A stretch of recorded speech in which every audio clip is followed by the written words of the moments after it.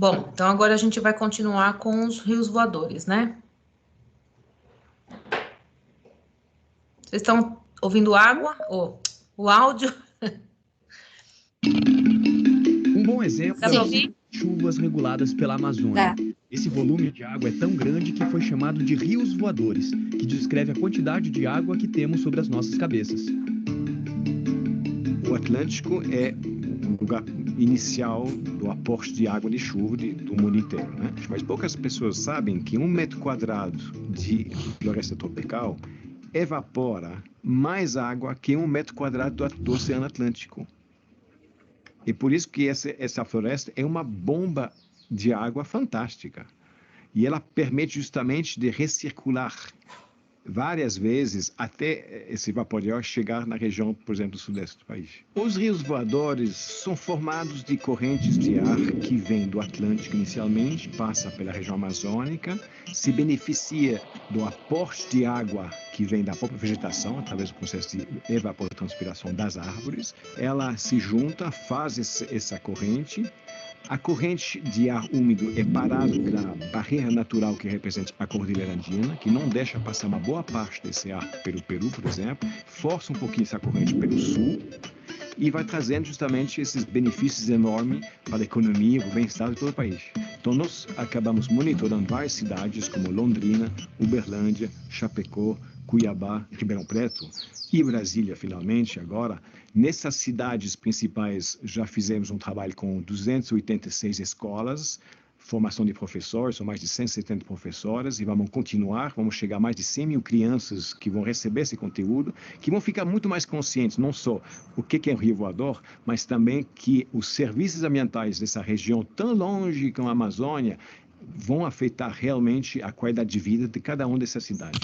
Uma curiosidade interessante é que a quantidade de vapor d'água transportada pelos rios voadores é tão grande que pode ter a mesma ordem de grandeza, ou até mais, da vazão do rio Amazonas, que é de 200 mil metros cúbicos por segundo. Estudos mostraram que uma árvore com copa de 10 metros de diâmetro é capaz de bombear para a atmosfera, em um único dia, mais de 300 litros de água em forma de vapor. Isso é mais que o dobro da água que um brasileiro usa diariamente. Na Amazônia, existem bilhões de árvores. Já imaginou quanta água a floresta toda está bombeando a cada 24 horas? Não, para mim, a primeira vez que eu sobrevoei na região amazônica, reparei que essa umidade relativa pulou para 80% uma vez só, 10, 15, 20 minutos depois voltou para 30%, e tinha atravessado um rio voador. E aí começam as grandes perguntas, não, mas por que ali tinha e ali não tem? Será que o desmatamento fez uma diferença? Será que a região agora tem menos evaporação local? Nós coletamos um pouco de vapor de água, extrai uma gotinha de água, e essa gota que a gente usa para analisar a composição isotópica, esse tipo de uma assinatura, dá uma informação para a gente se essa gotinha ela veio da evaporação do Atlântico diretamente, ou se ela já passou o histórico de evapotranspiração das árvores, da vegetação, ou se por acaso ela vem de uma evaporação totalmente local, nada a ver com a região mais longe daqui. É por isso que a preservação dessa região é primordial para a gente, mesmo longe dali, a presença ou não da cobertura vegetal vai acabando influenciando nossa vida, a nossa qualidade de vida e, obviamente, a economia de todo o país. Bom, então, uma coisa que a apostila não explora, né, são os rios voadores, e eu acho muito importante quando a gente fala de Amazônia, falar sobre os rios voadores, ok? Estão conseguindo ver aí a tela? Sim. Sim. Tá. O Cerrado, né, localizado nos estados de Goiás, Tocantins, Minas Gerais, Mato Grosso, aqui no nosso... quando a gente viaja um pouquinho, né, para Minas Gerais, aquele espaço, né, entre São Paulo e Minas, a gente já tem Cerrado, né? Segundo maior bioma, tá, do nosso país, clima tropical quente, formação vegetal igual à savana, com arbustos, né? Não quer parar aqui. Na época da seca tem queimadas naturais, tá? E essas queimadas naturais são de grande importância na quebra, né, da dormência das sementes, tá? Mata Atlântica situa-se nas montanhas, a gente está na Mata Atlântica, né? Nós estamos inseridos na Mata Atlântica, em virtude da grande variação de altitude e latitude. Ela é formada por vários tipos florestais, como a umbrófila, né? Uma vegetação que se adapta a períodos de longa chuva e estiagem também, tá? Matas araucárias, restingas e manguezais. A floresta umbrófila densa, também chamada pluvial tropical, localiza-se próximo ao litoral. Apresenta altas temperaturas, alto índice de precipitação. A gente tem bastante pteridófitas aqui também, tá? Floresta ombrófila mista ou mata de araucária. A gente já tem uma de maior altitude, né? Clima temperado, diria lá para Campos do Jordão, enfim, esse tipo de vegetação. Restingas são formações vegetais costeiras, extremamente adaptados a condições diversas. Por que subiu? Como ventos, terrenos arenosos, baixos níveis de fertilidade do solo, tal, e grande quantidade de salinidade, tá? Diria que é como se fosse a saída da praia. Já tomei. Manguezais, né? Presente nas áreas onde a água dos rios e dos mares se encontram, e a gente tem aí vários tipos de manguezais, principalmente no Nordeste, né? Norte e Nordeste, a gente também tem bastante tipos de manguezais, e muitas pessoas vivem desses artrópodes que coletam ali nos manguezais. Caatinga, né? Rio Grande do Norte, Pernambuco, Ceará, enfim, mais região norte, né, até nordeste, a gente tem uma vegetação bem seca, né, precisa de adaptação para sobreviver. Ela vem sendo desmatada rapidamente, né, devido à extração, né, humana, tá? E é uma área de transição entre a Amazônia e a Caatinga, são as florestas de cocais, tá? Tá no Maranhão, Piauí e Tocantins, né? Sua principal característica são solos secos e presença de palmeiras como babaçu e buriti. Pode ser um local de transição, apresenta características tanto de uma floresta, que é a amazônica, quanto do cerrado e da caatinga. São zonas de transição. A gente vai falar já dessas zonas de transição, tá? Pampa, que são os campos do sul, né? Tem uma vegetação, geralmente planície, tem uma vegetação baixa, né? Gramíneas e arbustos. Apresenta clima chuvoso. A fauna é expressiva, né? Eu tenho bastante fauna aqui. Diversos mamíferos, principalmente nosso gado, né? A agricultura e pecuária provocaram uma drástica redução desse bioma, né? Descaracterizando a sua paisagem. Então, eles cultivam muitos animais, né? O gado, né? Acaba se alimentando dessa vegetação e aí reduz, né? A quantidade de plantas do bioma, tá? Pantanal, né? Pantanal é uma grande planície, apresenta clima úmido e quente, considerado maior área úmida do planeta é o Pantanal. O solo é pouco permeável, né? Então eu tenho muita inundação, tá? Entre outubro até abril, formando baías, né? Lagoas pantaneiras. Essas baías misturam-se a rios tortuosos, campos alagatiços, enfim. E isso facilita a vida de muitas espécies de animais, tá? O ciclo das águas, alternância entre períodos de cheia e seca, causa alterações nessa paisagem, né? Então, isso muda o cotidiano, inclusive, de quem mora ali, tá? Sua cobertura vegetal é constantemente ameaçada pela pecuária e agricultura. É lindo, cada época do ano tem uma paisagem. Nunca é a mesma paisagem no Pantanal, tá? Biomas costeiros, né? Apresentam uma extensa costa litorânea. A gente sabe que o lado esquerdo inteiro, né, do Brasil é uma costa litorânea. Então, aqui, ó, os biomas costeiros. A gente está falando aqui dos biomas da costa do Brasil, tá? O bioma costeiro aqui. Então, grande parte do nosso país ele é banhado, né, pelo Oceano Atlântico, por isso Mata Atlântica, né? Os principais são manguezais, restingas, dunas, praias, ilhas, costões, baías, falésias, né, recifes de corais. Essa variação se deve à diferença climática, geológica, de constituição do solo e à variação das marés, tá? Esses ecossistemas são imprescindíveis para a alimentação e reprodução e desenvolvimento de algumas espécies marinhas. Deixa eu colocar o que é uma falésia aqui, que muitos de vocês não sabem o que é uma falésia. Falésias. Alguém aqui já viajou para o Ceará? Eu. Então, no Ceará a gente tem bastante falésias, lá na praia de Canoa Quebrada, né? Branco. Então, falésias são esses costões litorâneos aqui, tá vendo, ó? Eu acho que no Nordeste inteiro tem essas falésias, porque a maioria ali naquela costa sempre tem passeio de falésia. Sim, e geralmente eles fazem isso em pontos turísticos, porque as areias, eu tenho várias cores, né? Várias tonalidades de areia aqui, e os moradores locais extraem essas areias para fazer aqueles vidrinhos com paisagens. Quem viaja geralmente traz meia dúzia daquilo de lembrancinha, tá? Então, falésias são esses costões aqui de areia, tá? Muito bem. Bom, o Brasil apresenta, obviamente, um extenso território, né? E aí a gente tem domínios morfoclimáticos, né? O que são esses domínios morfoclimáticos? São os domínios que eu tenho, geralmente, aqueles climas naquele lugar ali, tá? Características morfológicas devido ao relema, o clima, o solo, entre outros. Então, existem áreas de transição entre um e outro, tá? Como, por exemplo, a Caatinga aqui, ó, que é uma área de transição entre o Cerrado, né, e o Amazônico, ok?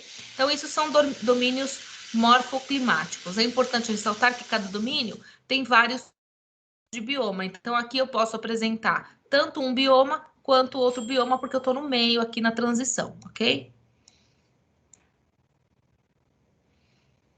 Bom, biosfera, então a gente estava falando até agora só dos biomas, e o conjunto dos biomas forma a biosfera, né? Então, biosfera, do grego bio, e esfera, globo, né? Então, biosfera é o planeta Terra, tá?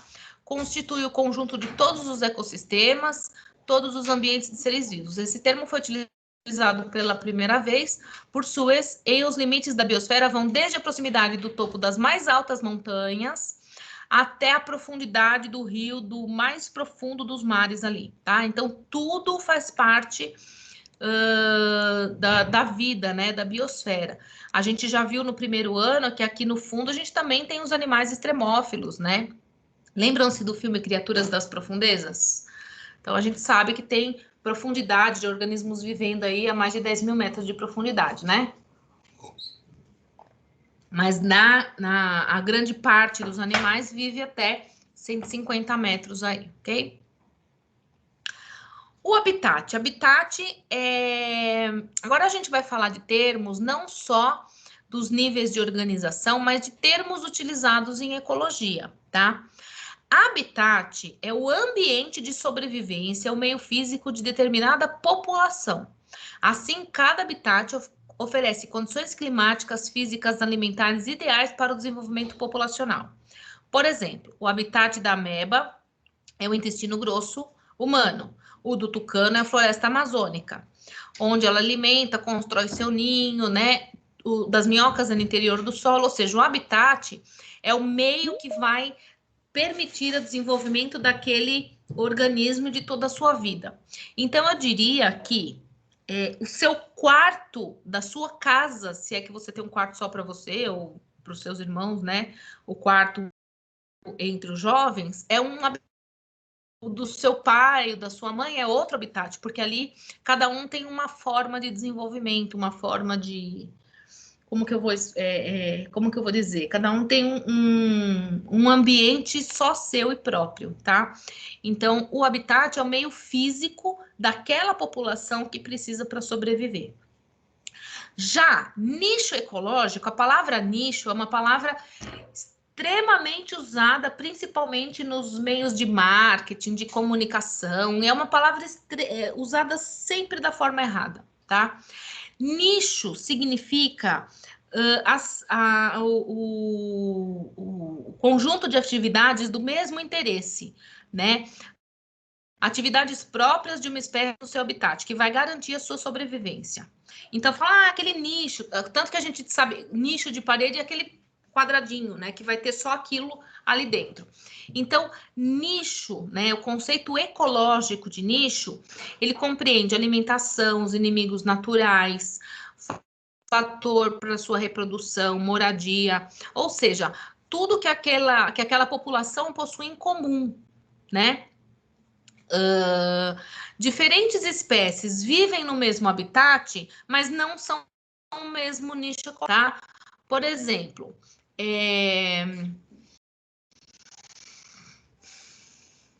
eu tenho num quarto 3 irmãos. O habitat deles é aquele quarto.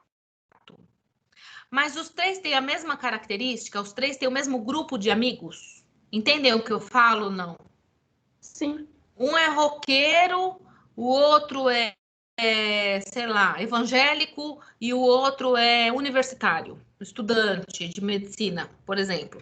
Então, cada um vai andar com um grupo de interesse diferente. Deu para entender o que é nicho e o que é habitat? Os 3 podem morar juntos no mesmo habitat, mas eles não são do mesmo nicho. Agora, eu posso classificá-los como sendo filhos da mesma pessoa. Então, eu coloco eles no nicho de filhos. Quando a gente vai fazer uma pesquisa, por exemplo, publicitária, a gente fala assim, ó, eu vou... quem que você quer abranger com esse produto que você está fazendo? Ah, eu quero abranger o nicho dos diabéticos. Ah, eu quero abranger o nicho dos obesos que procuram emagrecimento. Eu quero abranger o nicho dos universitários que querem entrar na universidade, tá? Dos vestibulandos, né? Então, isso são nichos. Vocês, por exemplo, nesse momento, estão no nicho de aluno para mim, mas não são todos do nicho nem da mesma classe de escolha de vida, estou dizendo, tá? Então, o nicho ecológico, né, são os animais que têm o mesmo interesse entre si, ok? Que possuem a mesma função, né, interesse. Bom, aqui a gente tem algumas atividades, deixa eu ver se tem muita coisa aqui.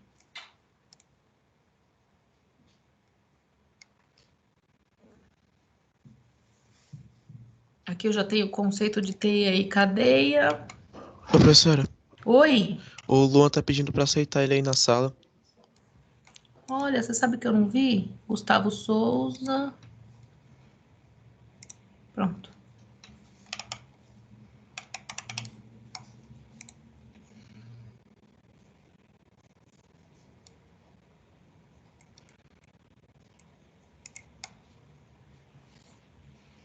Vamos ver o que a gente tem aqui, se tem algum videozinho.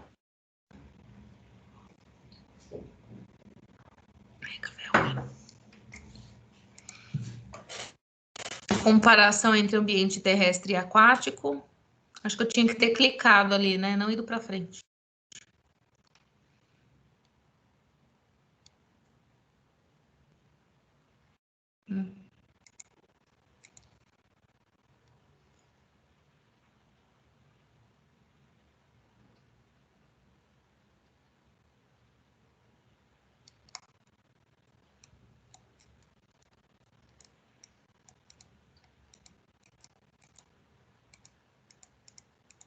Tô clicando e nada acontece.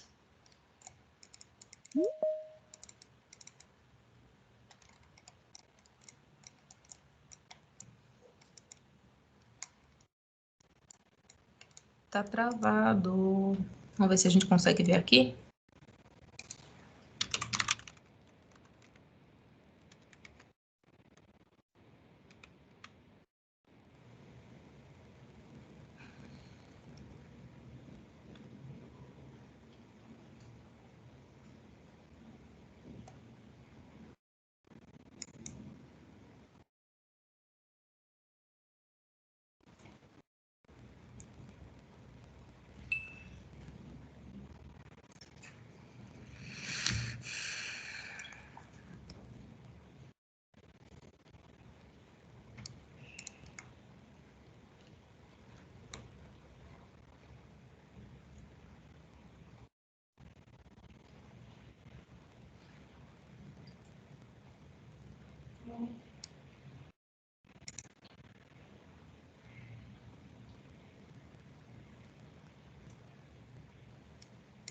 Uma das características dos ambientes terrestres é uma maior disponibilidade de oxigênio do que em ambientes aquáticos. Os ambientes terrestres recebem mais luz solar, ficando mais expostos à luz ultravioleta do que os ambientes aquáticos. Os ambientes terrestres também são caracterizados por variações de temperatura. Além no ambiente terrestre, a pressão externa, resistência e flutuabilidade da atmosfera são mais baixas. Em contraste, nos ambientes aquáticos, a água exerce uma pressão externa, resistência e flutuabilidade elevadas. Os ambientes terrestres também são caracterizados por uma menor disponibilidade de água.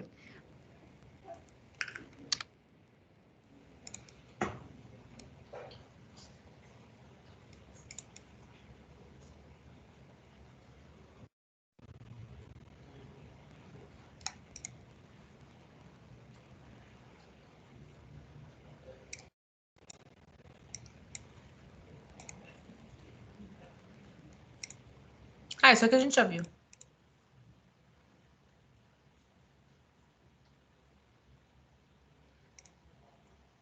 A energia necessária para os processos da... Tá, aqui já vai começar sobre cadeias de energia, tá? Mas eu vou passar, porque nem sempre passa, né, gente? Às vezes dá umas travadas, então eu vou aproveitar a aula de hoje, tá? da vida é obtida pela respiração celular. A energia necessária para os processos da vida é obtida pela respiração celular. Esse processo libera energia química armazenada nas ligações entre os átomos das moléculas dos alimentos e transformam-na em ligações entre as moléculas de ATP. As plantas fixam a energia da luz solar nas ligações químicas das substâncias orgânicas que produzem. Quando as plantas são consumidas, essa energia passa de um consumidor para o próximo e é gradualmente transformada em energia cinética, de movimento e calor, que é liberado para o meio. Essa energia nunca se perde, apenas se move de um componente do meio para outro. A energia muda de dono quando um consumidor é consumido por outro. Eventualmente, essa energia sai do organismo e é novamente convertida em uma ligação ATP e transformada em trabalho ou calor. Cada transformação sucessiva de energia no organismo é acompanhada por uma perda de energia na forma de calor. Portanto, o organismo nunca pode usar toda a energia que obtém de seus alimentos.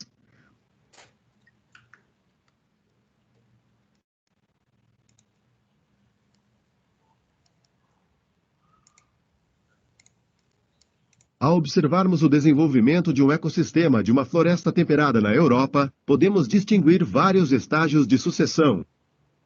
O primeiro estágio é um biótopo como rocha nua ou lava vulcânica solidificada, que não apresenta traços de vida.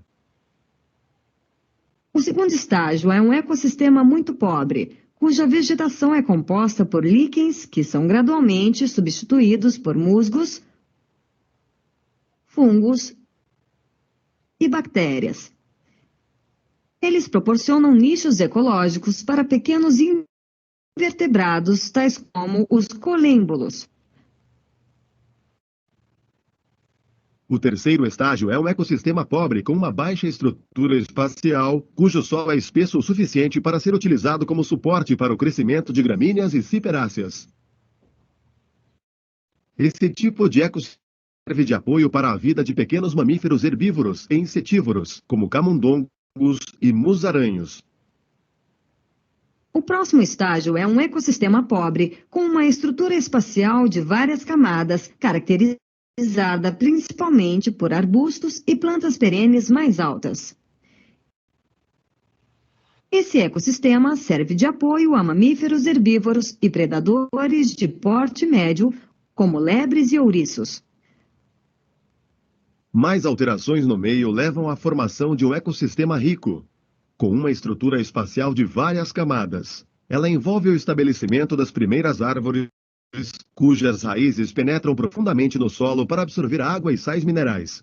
A fauna também muda com a chegada de grandes mamíferos herbívoros, como corças e javalis. O estágio final da sucessão florestal é o desenvolvimento de um ecossistema muito rico, com uma estrutura espacial de vários níveis, caracterizada por uma grande diversidade de plantas e espécies de árvores. Isso cria condições favoráveis para os maiores herbívoros e predadores, como veados, ursos, lobos e linces. Por que não explorar o do Brasil, né? Falta de material.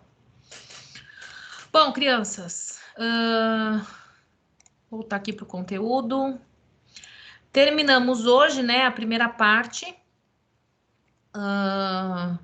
da unidade 21, tá?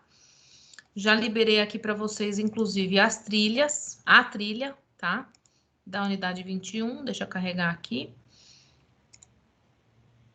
Então, ó, cadeias alimentares e pirâmides ecológicas. Não, volta.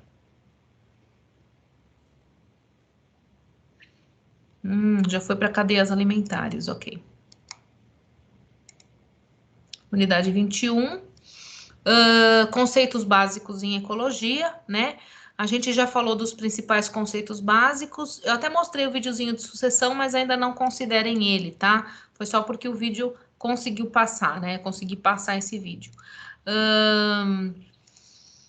Então, agora nós nos apoderamos, né, dos principais, isso aqui são os slides só. Nós nos apoderamos dos principais conceitos em biologia, tá? Em ecologia. Ah, sim, hotspot. O hotspot refere-se a áreas, né, que tem grande diversidade, e a gente tem lugares que onde essa biodiversidade está ameaçada em extinção, tá? A definição para um hotspot, ele tem que ter um número igual ou superior a 1.500 espécies endêmicas e ter perdido 75% da sua vegetação original. Ou seja, é um ponto-chave onde eu não posso mais perder aqueles animais, eu não posso mais perder aquela vegetação, senão vai acontecer uma extinção daquela espécie, daquele organismo vivo, pode ser planta ou pode ser animal, tá? Então, atualmente existem 34 hotspots de biodiversidade no mundo, tá? E no Brasil a gente tem Cerrado e a Mata Atlântica. Ô, Pro, Oi. eu não sei se a apostila é atualizada todo ano, mas hoje em dia a Amazônia é um hotspot ou não? É. Principalmente porque a gente está perdendo. Na verdade, a Giovana, né, que fez essa pergunta, eu acredito que a quantidade de hotspot, a tendência é só aumentar, né? Com a mudança climática, com tudo que está acontecendo, os hotspots estão aumentando. Dificilmente vai diminuir a quantidade de hotspot, tá? Então, eu diria que a gente tem só que somar esses pontos aí, tá? Aqui eu tenho alguns mapas, né? É bem o que você falou, tem que ser atualizado. Mas a gente tem aqui, ó, os principais hotspots, né? Do mundo, tá? E o Brasil não tá nem um pouco longe, porque a gente tem uma área muito extensa, tá? Apesar de ter restauração, tudo mais, dificilmente vai recuperar, ok?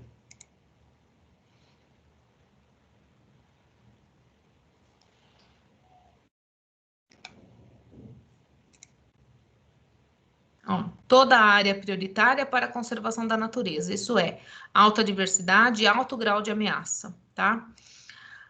Vamos ver se eu consigo abrir aqui. O conceito foi criado em 88, agora não, por Norman Myers, que identificou 10 hotspots mundiais. Posteriormente, outras áreas foram acrescentadas à lista e hoje a gente tem 34 hotspots, né? A tendência disso daí é crescer, ok? Deixa eu ver se tem alguma coisa interessante aqui sobre hotspot, só um minutinho.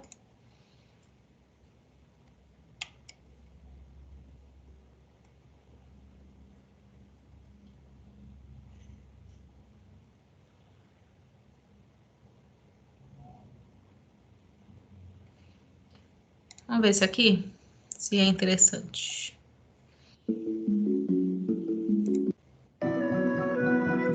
São de espécies. Ah, não. Mas Gente falando, não quero gente falando, não. Só queria mostrar, só. Enfim. Ah, isso aqui, o hotspot também pode ser confundido na internet, né? Na era digital, ok? Termo, né? Utilizado na era digital. Biomas brasileiros já falamos, Amazônia, Cerrado, Mata Atlântica, Caatinga, Pampa, Pantanal, domínios morfoclimáticos, e aí a gente já entra em cadeia e teia alimentar. Eu vou parar por aqui, tá? Porque esse aqui já é a matéria da próxima aula. Na nossa prova, eu vou colocar alguns conceitos, tá? Eu vou colocar alguns conceitos de... Deixa eu sair da tela aqui. Estão me vendo? Sim. Sim. Na nossa prova, eu vou colocar alguns conceitos, porque a gente fez revisão desde o primeiro ano, né? Então, eu vou colocar alguns conceitos necessários para nós continuarmos o estudo em ecologia. Obviamente, os níveis de organização de um organismo, né? Desde átomo até o sistema solar, tá? Também vou elaborar todos esses conceitos de ecologia, esses termos e conceitos de ecologia e os biomas do mundo, tá? Tundra. Professora, não tem tundra aqui, mas então, vou falar de tudo. Tudo do mundo, obviamente, com maior foco no bioma brasileiro, ok? E vamos parar por aí nessa prova aqui. Para as próximas provas, a gente vai falar do resto da ecologia, de cadeias alimentares, teia, sucessão ecológica, enfim. É importante dizer para vocês o seguinte, que em ecologia é tudo muito fácil, né? A ecologia é fácil estudar. Porém, o que nós temos que tomar cuidado é que ela é comparando com tudo que vocês já viram até aqui, ecologia realmente é muito fácil. Porém, nós temos o hábito de utilizar os termos errados, e isso nos faz errar nas provas, enfim, tá? Então, toma muito cuidado com os conceitos em ecologia, e não significa que eu tenho o costume de dizer a palavra que eu possuo, que eu sei exatamente o que significa. Então, isso faz com que a gente necessite estudar um pouquinho mais. Tá claro? Tomem esse cuidado, porque como é muito comum a gente usar algumas palavras e alguns termos, a gente acha que se apropria daquele conhecimento, e nem sempre, né? Então, por exemplo, tem pessoas que falam assim, estômago, baço, tá? É uma palavra comum do meu vocabulário, mas eu sei exatamente qual é a função do baço, eu sei exatamente como funciona esse órgão, tá?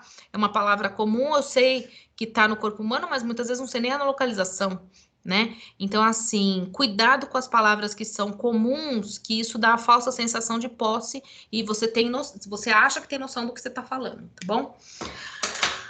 Vou ficando por aqui e agora vou parar a gravação, né, da aula, só um minutinho.